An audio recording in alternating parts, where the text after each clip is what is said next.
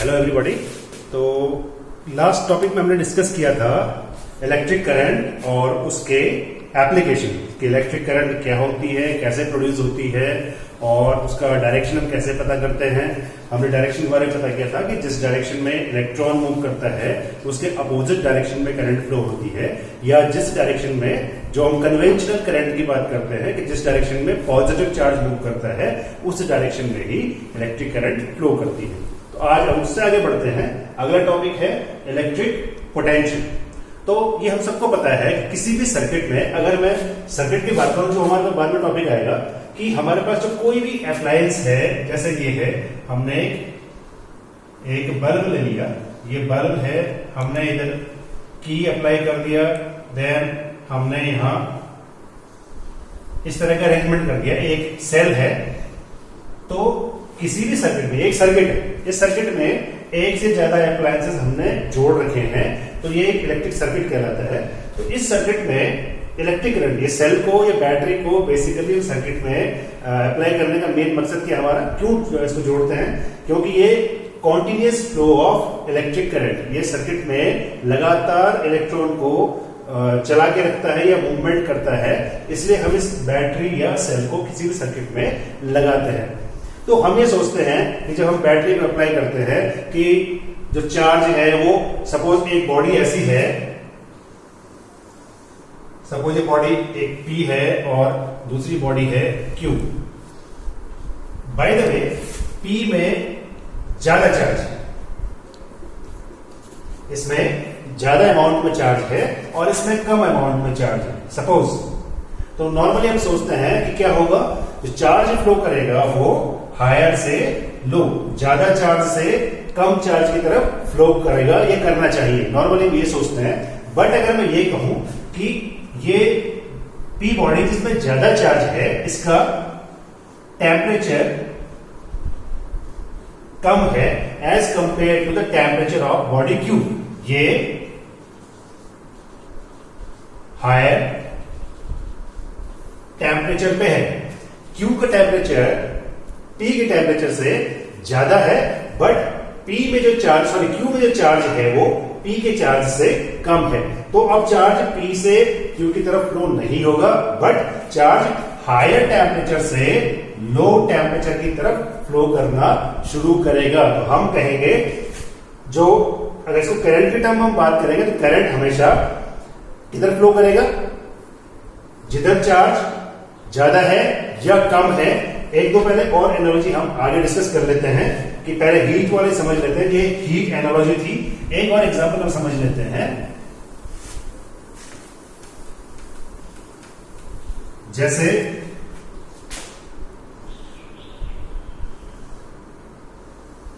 ये एक वेसल है, इसमें वाटर का लेवल यहां तक है और इसको हमने कनेक्ट कर रखा है एक दूसरे वेसल से जिसमें वाटर लेवल यहां तक।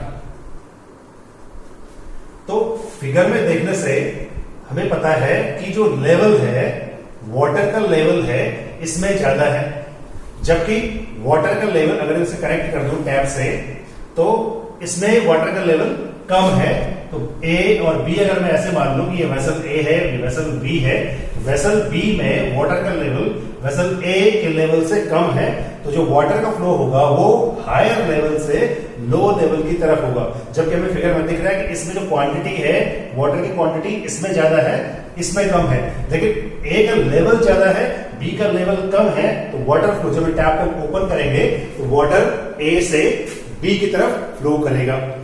एक और एग्जांपल है, उसको ग्रेविटेशन एनालॉजी कहते हैं, ये वाटर एनालॉजी थी। सपोज हमारे पास एक इंक्लाइन प्लेन है, यहां हमने एक बॉल को रोल किया, तो यहां पे जो बॉल की हाइट है ग्राउंड लेवल से वो काफी ज्यादा है, और यहां पे ये ग्राउंड लेवल है, यहां पे जो लेवल है वो h is equal to ground level पे, इसको हम 0 मानते हैं। तो यहां पे जो इसकी एनर्जी होगी, नॉर्मली किसकी वजह से होगी, ग्रेविटी की वजह से इसकी एनर्जी होगी, इसको हम कहते हैं GPE, gravitational potential energy. That means potential energy possessed by a body due to its position. This is called gravitational potential energy. तो यहाँ पे इस पोजीशन पे जो हम इसको अगर नाम दे दें A और B, A पोजीशन पे बॉल की जो पोटेंशियल एनर्जी है या ग्रेविटेशनल पोटेंशियल एनर्जी वो ज्यादा होगी as compare to the ball at B. तो जो बॉल है वो रोल करना शुरू करेगी और पहुंचेगी B लेवल पे, क्योंकि इसकी एनर्जी A पे ज्यादा है ग्रेविटेशनल पोटेंशियल और B पे कम है. तो हायर एनर्जी से लोअर एनर्जी की तरफ बॉडी रोल करना शुरू करेगी. तो ये 3 एग्जांपल हमारे पास है जो ये बताने के लिए काफी है कि वाटर का फ्लो किधर करेगा, हायर लेवल से लोअर लेवल की तरफ करेगा. चार्जेस का फ्लो कब करेगा या हीट का फ्लो कहां से कहां होगा, हायर टेम्परेचर से लोअर टेम्परेचर की तरफ होगा. और बॉल रोल कहां करेगी, ज्यादा हाइट से कम हाइट की तरफ रोल करेगी. तो ये कंसेप्ट हमें समझने में मदद करेंगे कि चार्ज को फ्लो या इलेक्ट्रिक करंट है वो किधर फ्लो करनी चाहिए. तो एक पहले हम डेफिनेशन ले लेते हैं पोटेंशियल की. ये फिगर है, यहां पे देखिए हमने 4 फिगर बनाए हैं. पहले फिगर में एक नेगेटिवली चार्ज बॉडी है और दूसरी अनचार्ज बॉडी है. नेगेटिवली चार्ज का मीनिंग क्या है, जैसे सपोज ये Cl का इलेक्ट्रॉनिक कॉन्फ़िगरेशन है 287. तो इसका जो ऑक्टेट है, पहले 2 ऑर्बिट, ये तो कंप्लीट है, इसमें एक इलेक्ट्रॉन आ सकता है. तो हम अगर इसमें एक इलेक्ट्रॉन कहीं से दे दें, जैसे सोडियम का है 281, इसमें एक इलेक्ट्रॉन लूज कर दिया तो जो रिजल्टेंट आएगा इस पे पॉजिटिव चार्ज आ गया. तो पॉजिटिव चार्ज का मीनिंग क्या है, इसने एक इलेक्ट्रॉन लूज किया है तो इसमें एक इलेक्ट्रॉन की डेफिशिएंसी है. वैसे ही अगर हमने यहां पे Cl माइनस लिखा है तो Cl माइनस का मीनिंग क्या है, इसमें एक इलेक्ट्रॉन एक्सेस है, इसमें एक इलेक्ट्रॉन ज्यादा आ गया है. तो नेगेटिव चार्ज का मीनिंग क्या है, इसमें ज्यादा इलेक्ट्रॉन है. पॉजिटिव चार्ज का मीनिंग क्या है, इसमें कम इलेक्ट्रॉन. तो नेगेटिवली चार्ज बॉडी है, ठीक है, और ये अनचार्ज बॉडी है. अनचार्ज मींस इसमें कोई भी चार्ज फ्री नहीं है. तो इलेक्ट्रॉन फ्लो करेंगे नेगेटिव चार्ज बॉडी से जिसमें कोई चार्ज नहीं है, ये फ्लो हो जाएगा इलेक्ट्रॉन का. Second case, negatively charge body है और इधर पॉजिटिवली चार्ज बॉडी है. पॉजिटिव चार्ज का मतलब क्या बताया आपको, डेफिशिएंसी ऑफ इलेक्ट्रॉन. तो डेफिनेटली इलेक्ट्रॉन भागेगा ज्यादा से कम की तरफ, तो नेगेटिव ये भागेगा नेगेटिव चार्ज बॉडी से पॉजिटिवली चार्ज बॉडी की तरफ. थर्ड फिगर है अनचार्ज से पॉजिटिव चार्ज. अनचार्ज मींस इसमें इलेक्ट्रॉन जब डेवलप होगा तो वो जहां डेफिशिएंसी है पॉजिटिव चार्ज उसकी तरफ जाएगा. और लास्ट है lower potential to higher potential. ये मेन कॉज हमारे स्टडी का कि हम इसे स्टडी कैसे करेंगे, लोअर पोटेंशियल क्या होता है और हायर पोटेंशियल क्या होता है. अगर जैसे मैंने अभी बनाया सर्किट डायग्राम बनाया था कि ये पॉजिटिव टर्मिनल है बैटरी का और ये नेगेटिव टर्मिनल है बैटरी का. तो नेगेटिव टर्मिनल को हम कहते हैं लोअर पोटेंशियल. जो नेगेटिव टर्मिनल होगा बैटरी का उसको हम कहेंगे टर्मिनल विद लोअर पोटेंशियल. और जो पॉजिटिव टर्मिनल है इसको हम कहेंगे टर्मिनल एट हायर पोटेंशियल. तो ये जो सिंबल हमारे पास है बैटरी या उसका सेल का, नेगेटिव टर्मिनल है, पॉजिटिव टर्मिनल है. तो नेगेटिव टर्मिनल में क्या होगा, जो कंसंट्रेशन ऑफ इलेक्ट्रॉन का वो एक्सेस में होगा. यहां पे इलेक्ट्रॉन एक्सेस में होंगे. इलेक्ट्रॉन का जो यहां पे कंसंट्रेशन है वो बहुत ज्यादा होगा, लेकिन पोटेंशियल क्या होगा उसका, लो पोटेंशियल होगा. यहां पे इलेक्ट्रॉन का जो कंसंट्रेशन है कम होगा एज कंपेयर टू ये नेगेटिव टर्मिनल. यहां पे इलेक्ट्रॉन का कंसंट्रेशन बहुत कम होगा, तो इसको हम कहेंगे टर्मिनल विद हायर पोटेंशियल. तो ये आपको बेसिक समझने में मदद करेगा लोअर पोटेंशियल क्या है और हायर पोटेंशियल क्या है. तो इलेक्ट्रॉन जो मूव करेगा, इलेक्ट्रॉन जो फ्लो करेगा वो लोअर पोटेंशियल से हायर पोटेंशियल की तरफ मूव करेगा सर्किट में. तो अगर हम इसको जैसे हमने बनाया था इसको पूरा कर दें, यहाँ पे एक बल्ब लगा दें, एमीटर लगा लें, बहुत सारे सर्किट जोड़ दें, तो करंट मूव करेगी नेगेटिव से, ये इलेक्ट्रॉन मूव करेगा नेगेटिव से पॉजिटिव की तरफ मूव करेगा. तो करंट क्या आएगी, पॉजिटिव से नेगेटिव की तरफ आएगी. ये क्लियर हो जाना चाहिए. इलेक्ट्रॉन नेगेटिव से पॉजिटिव की तरफ मूव करेगा तो करंट का डायरेक्शन क्या होता है, इलेक्ट्रॉन के मोशन के अपोजिट होता है, तो करंट मूव करेगी पॉजिटिव से नेगेटिव की तरफ करंट फ्लो करेगी। तो ये एक कंसेप्ट था जो अभी हमने समझा नहीं है पोटेंशियल को, ये बेसिक कंसेप्ट है पोटेंशियल को समझने के लिए। अब हम मेन टॉपिक पे आते हैं, वो है electric potential and potential difference. तो इलेक्ट्रिक पोटेंशियल को समझने के लिए सबसे पहले हम बात करते हैं एक चार्ज। सपोज एक प्लस क्यू चार्ज हमारे पास है, तो नॉर्मली से हम कहेंगे सोर्स चार्ज, सोर्स चार्ज। तो जब भी चार्ज को हम एक स्पेस में रखते हैं, वो पॉजिटिव चार्ज क्या करेगा, स्पेस में ऐसा कुछ डेवलप करता है कि ये एक सर्टेन एरिया में क्या करेगा, एक ऐसा इफेक्ट दे देता है कि अगर हम एक दूसरा चार्ज इस फील्ड में लेके आए, कोई दूसरा चार्ज, जिस चार्ज को हम क्या कहते हैं Q0 या Q0 इसे पढ़ते हैं हम, ये होता है टेस्ट चार्ज, ये टेस्ट चार्ज है। तो मींस एक सोर्स चार्ज है, इसको हमने फिक्स कर दिया एक पॉइंट पे, इसने स्पेस में कुछ ऐसा डेवलप किया कि दूसरा चार्ज, जिसे हम टेस्ट चार्ज कह रहे हैं, उस टेस्ट चार्ज को अगर हम इसके फील्ड में, ये इसका फील्ड है, जहां तक इस सोर्स चार्ज ने दूसरे चार्ज को अफेक्ट करना शुरू किया है, वो एरिया इसका में एक फील्ड होगा इसके चारों तरफ। तो उसके फील्ड में अगर हम एक दूसरा टेस्ट चार्ज लेके आते हैं, तो या तो ये चार्ज अट्रैक्ट होगा या रिपेल होगा। वो इसकी पॉजिटिविटी या नेगेटिविटी पर डिपेंड करता है कि ये भी पॉजिटिव है, ये भी पॉजिटिव है, तो रिपल्शन होगा, दोनों में से एक नेगेटिव है तो अट्रैक्शन होगा।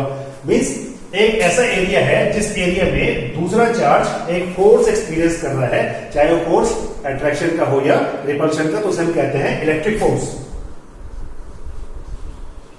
इलेक्ट्रिक फोर्स ये क्या होता है, अट्रैक्टिव भी हो सकता है और रिपल्सिव भी हो सकता है, depending on the nature of the charges. Whereas gravitational force हमेशा अट्रैक्टिव ही होता है, ये आपको याद रखना है। तो हमने अभी तक ये बताया कि एक सोर्स चार्ज है, उसने स्पेस में कुछ ऐसा क्रिएट किया जिसे हम इलेक्ट्रिक फील्ड कह रहे हैं। उस फील्ड में हमने एक दूसरा चार्ज लेके आए टेस्ट करने के लिए कि कहां तक इसका फील्ड है, तो इसमें या तो अट्रैक्शन लगेगा या रिपल्शन लगेगा।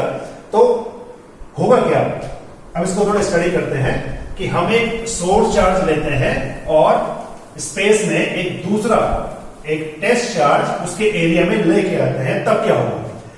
ये सोर्स चार्ज है और बाय द वे बहुत ज्यादा, ये सपोज इनफाइनाइट डिस्टेंस है, इनफाइनाइट का मतलब क्या है, बहुत ज्यादा हो सकता है, बहुत ज्यादा।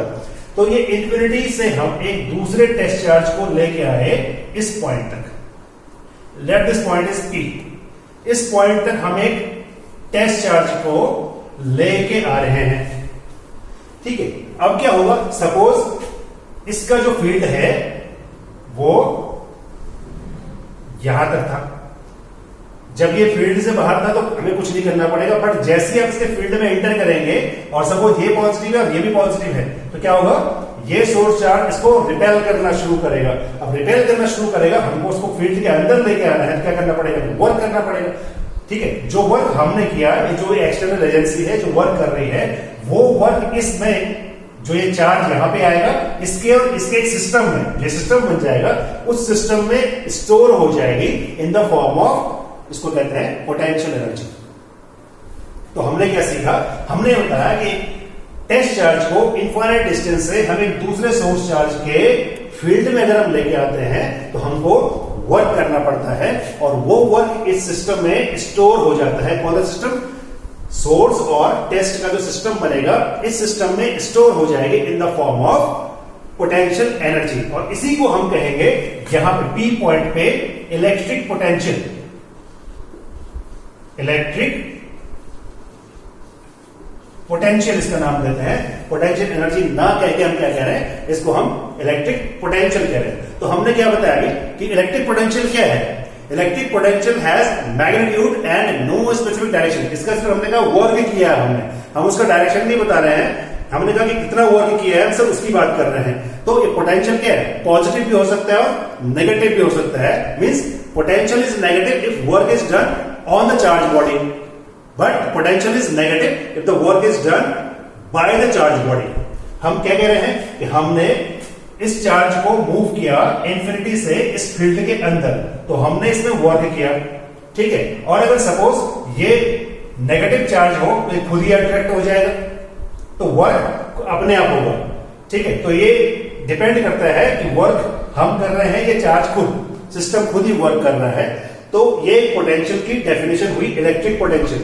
अब इसका अगला आएगा कि हमने इसको मैथमेटिकल फॉर्म में कैसे दिखाना है। सपोज इस पॉइंट P पे पोटेंशियल V है, ये पोटेंशियल V है इस पॉइंट पे, तो पोटेंशियल V को हम डिफाइन क्या कर रहे हैं, amount of work done. Suppose इस इंफिनिटी से और P पॉइंट तक लेके आने में वर्क डन W अमाउंट का या W जूल का वर्क हुआ है, और किस चार्ज को लेके आ रहे हैं, सपोज हम Q चार्ज कोई भी है, नहीं यहाँ Q नॉट लिखा है, जनरली हम इसे लिखते हैं Q चार्ज। इस Q चार्ज को हम इंफिनिटी से इस फील्ड में लेके आ रहे हैं, तो वर्क जो उसका यहाँ पे पोटेंशियल होगा, जिस पॉइंट तक लेके आ रहे हैं उस पॉइंट पे पोटेंशियल क्या होगा, जितना वर्क हुआ है जिस चार्ज को लाने में। So V is equal to W upon, यहाँ पे हम Q नॉट को लेके आए थे, यहाँ Q नॉट आ जाएगा, आप जिस भी चार्ज को लेके आएंगे वो डिनोमिनेटर में आ जाएगा।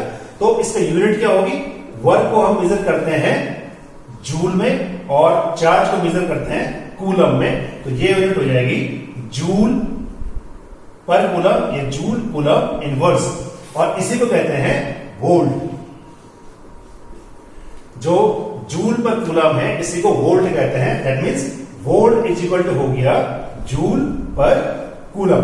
तो अगर हम डिफाइन करना चाह रहे हैं कि किसी पॉइंट का पोटेंशियल 1 वोल्ट है, वोल्ट का सिंबल होता है V, जैसे जूल को हमने J में लिखा, कूलम को C में लिखा, वैसे वोल्ट का सिंबल होता है V, जो कि पोटेंशियल को डिनोट करता है। तो 1 वोल्ट इज इक्वल टू हो जाएगा 1 joule upon 1 coulomb. That means अगर किसी 1 कूलम के चार्ज को, 1 कूलम कितना होता है, कल हमने लास्ट टॉपिक में डिफाइन किया था कि 1 कूलम कितना हो सकता है। मैंने आपको बताया था Q is equal to N into E होता है, total charge is equal to number of charge into charge of 1 electron. तो अगर चार्ज 1 कूलम का है, अगर ये टोटल चार्ज किसी बॉडी पे 1 कूलम का होता है, तो 1 कूलम की एक्चुअल वैल्यू कितनी होती है, बहुत बड़ा चार्ज है, छोटा चार्ज नहीं, ये होगा number of charges, number of electrons, और एक इलेक्ट्रॉन का चार्ज होता है 1.6 into 10 raised power minus 19 Coulomb's.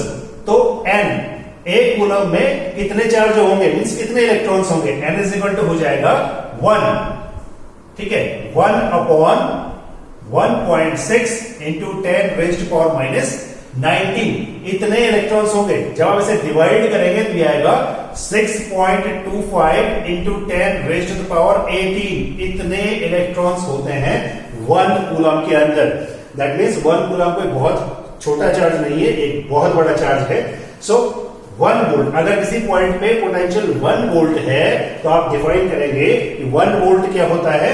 अगर हम इंफिनिटी से किसी टेस्ट चार्ज को, Q चार्ज को, 1 कूलम के चार्ज को अगर हम इंफिनिटी से किसी चार्ज के फील्ड में लेके आ रहे हैं तो हमें 1 जूल का वर्क करना पड़ रहा है।